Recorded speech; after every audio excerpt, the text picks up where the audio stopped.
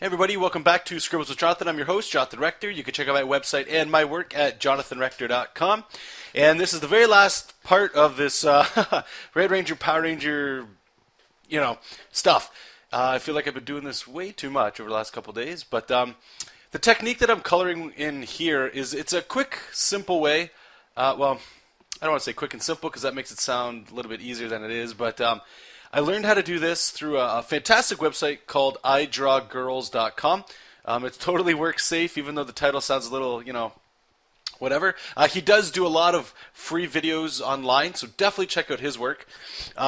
If anybody out there has played Guild Wars or anything like that, he's one of the artists on there. So if you like that kind of style of art, I know they have a lot of really cool artists that work for them, but definitely check that out. He's also got premium videos, kind of like where the idea that I'm getting to do my stuff. And I believe the video that I bought was about $10, and it taught me like a crazy amount. It includes like all these really cool brushes and stuff, and they're actually the brushes I'm using for this.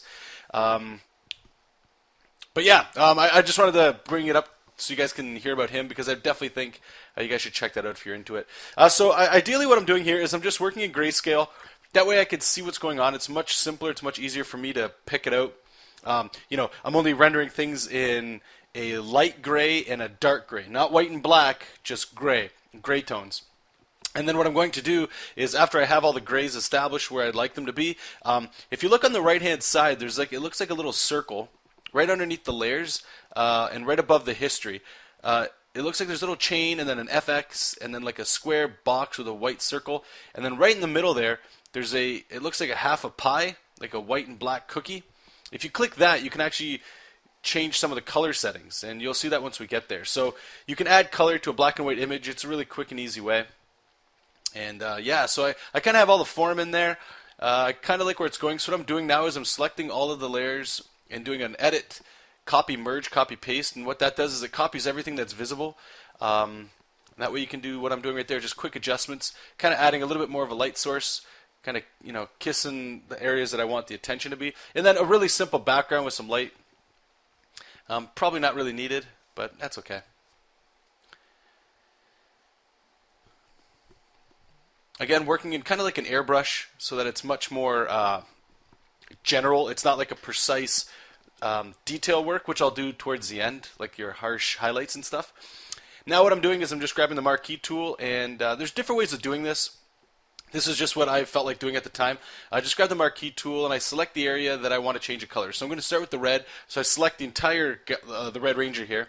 And then what I'm going to do is, if you hold Alt and start clicking with the lasso tool, you can subtract from your selection. If you hold Shift, you can add to the selection. So what I'm doing is I'm subtracting from the selection anything that's not red. So right here is his little turtleneck, the diamond on his chest, also the diamonds on his glove. Or his gloves are all white, except for the diamonds. The diamonds are red. And you'll see pretty quickly what'll happen.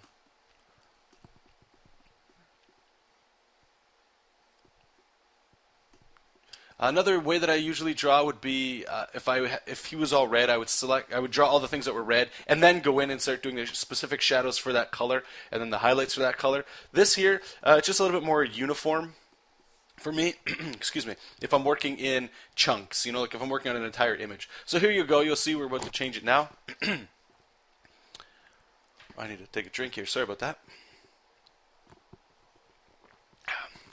And there you go. So I could just start changing it all the way. The window that I'm sliding is actually off screen. And what you can do with that little channel or that color balance layer that I just did is you can change your midtones, highlights, and shadows. So for the midtones, I went with like a lightish red. Highlights, I went more into a yellow. That's kind of what's giving him that yellowish highlight at the top of his shoulder. And then for the shadows, I kind of went with like the opposite of red, which is like a purplish. You can't really see it here, but it affects the richness of the color a little bit. And here with the white, I actually got a little white I always have trouble with. And you'll see here, I change it all to white, and all of a sudden, I lose all of like the gray, like the shading that's in there. All I wanted to do was lighten it up. And it'll look weird at first, but I do a little trick to get around that. And you'll see me here, I'm changing a hue saturation. You can see like the white looks cool. Like I thought it looked cool, but it flattens it out. And it doesn't make it, I'm losing all that cool detail on the knuckles and stuff. So again, worrying about that color balance, that wasn't working. Black and white, I tried that. That I don't even know what the hell that did.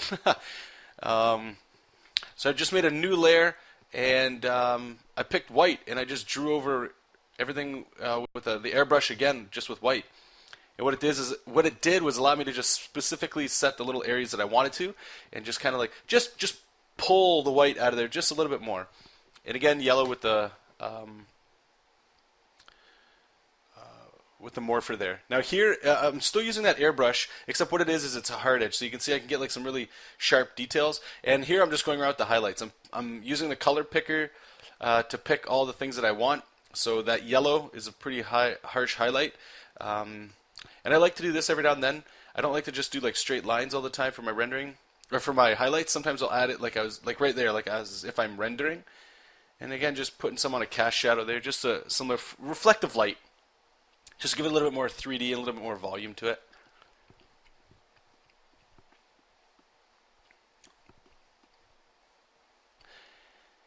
And a good thing I heard before and a long time ago from many colorists, you never want to color any highlight with white. You never want to color any shadow with black. If you get any chance to use color to achieve either a highlight or a shadow, always use it because it looks better, it looks more realistic, it looks more rich. And it could be a preference thing. For me, myself, I love the fact that if I'm highlighting with like a yellow as opposed to a white, it just looks, to me it looks cooler. It looks a little bit more, I don't know, different, a little bit more dynamic. Here, again, all I did was edit, copy, merge, so I can copy the entire image, paste it, and another color balance to kind of like push the background around a little bit. And then I just did a quick overlay to add some more red, some more richness to them, and then blue for the background. So anyway, thank you guys so much for watching. Take care, keep reading comics, keep making comics. Talk to you next time, and have a great day.